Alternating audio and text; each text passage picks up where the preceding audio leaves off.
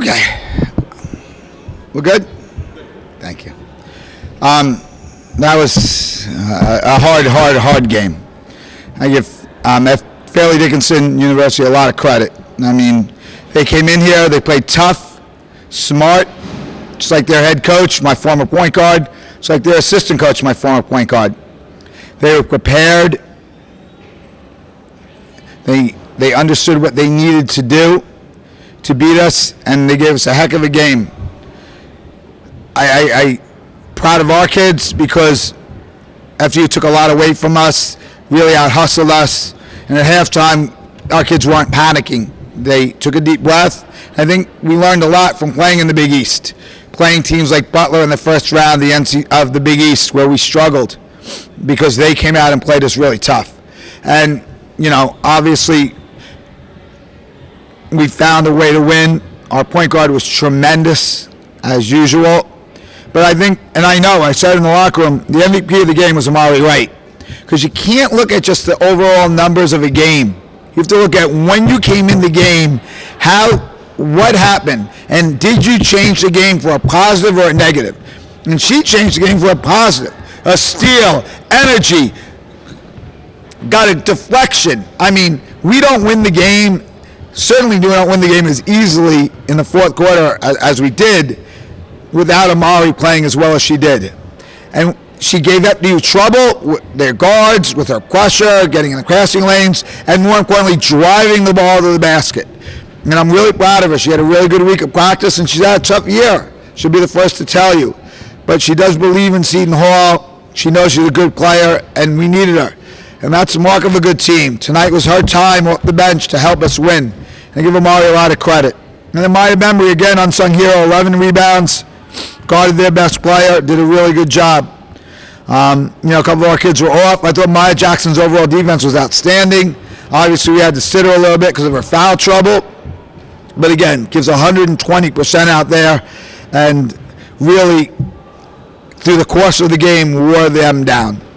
So again, I'm very proud of the team. It's hard to win the playoffs. To advance to the round of 32 is exciting. Our crowd was amazing. Seton Hall came out, and I'm so proud of them. I thank the dance team and the cheerleaders who came out, and all our fans. It was wonderful. Our administration did a great job promoting the game, and I thank them for that, and I thank all of you here. Questions? I thought especially the fourth period, your truck really wore them down and took them out of the Yeah, we're working on the press a couple days this week. Because of our length, we thought it could help.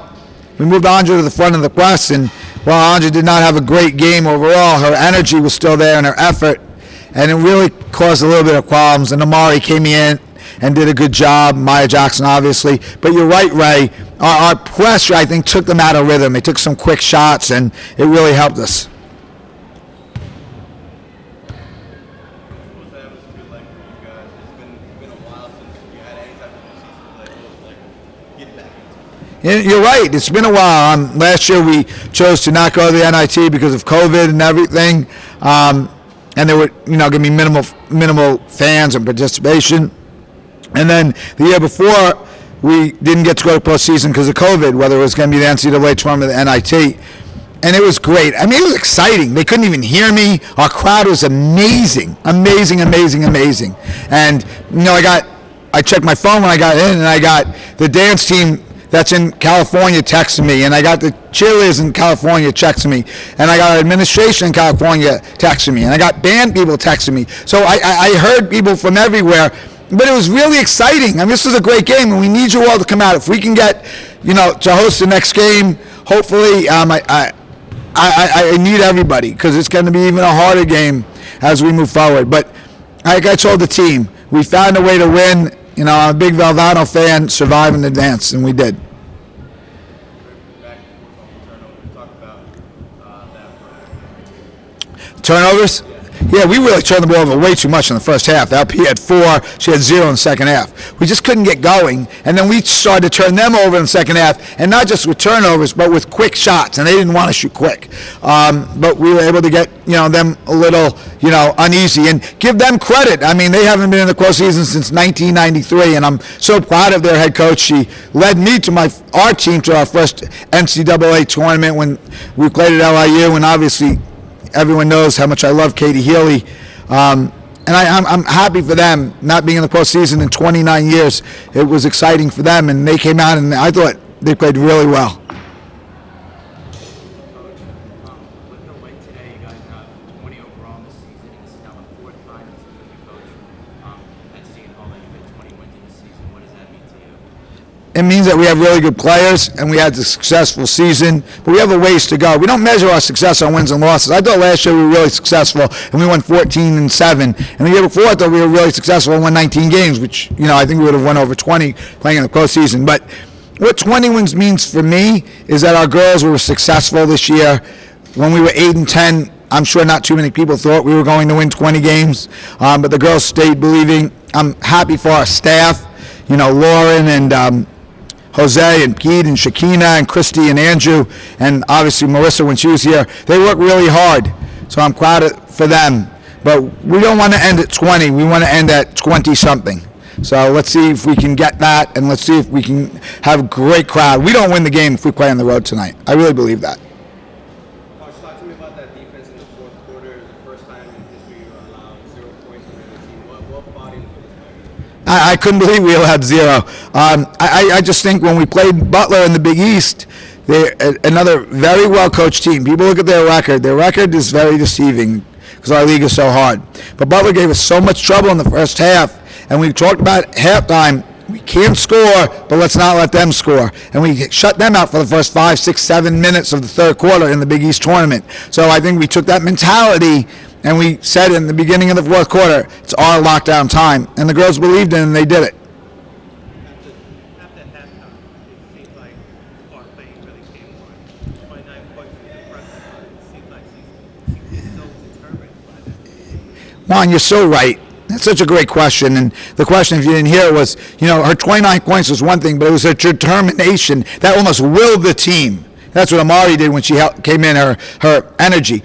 But that's why Lauren's an All-American in my mind. People look at it, she's second in the country in assists. She's, third or fourth in the league in scoring. She's a dynamic player, dynamic personality. But what she is, she's become a great leader. And you don't have to lead by voice. You have to lead by your actions sometimes. And she sat down at halftime, and I got on her. I'm like, you didn't box out. You're not getting people involved. You're too tentative. And she's like, Coach B, you're right. I got it. Let's go. And in the past, she might have put her head down and not. But at Seton Hall, we challenge you. And we challenge you so you can be the best you can be in the real world. And I'm so proud of Lauren because her parents back home support the staff. She believes in the staff. And she was able to do that because she's grown up a hell of a lot. And I'm really proud of her.